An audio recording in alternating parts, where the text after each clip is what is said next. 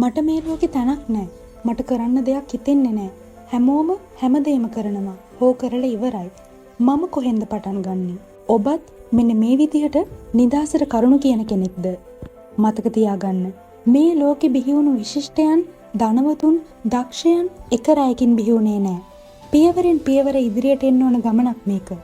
කඳු මුදුනකින් පහළට කඩාගෙන වැටෙන දියැලක් වුණත් පුංචි දිය පාරවල් එකතු වෙලා හැදිලා තමයි ලස්සනට ගලාගෙන යන්නේ. ඔබට ජීවිතේ දිනන්න ඕනේ නම් පටන් ගන්න හොඳම දවස හොඳම වෙලාව හොයන එක නතර කරන්න. ජීවිතේ වෙනස් කරගන්න හිතුන තත්පරේම පටන් ගන්න.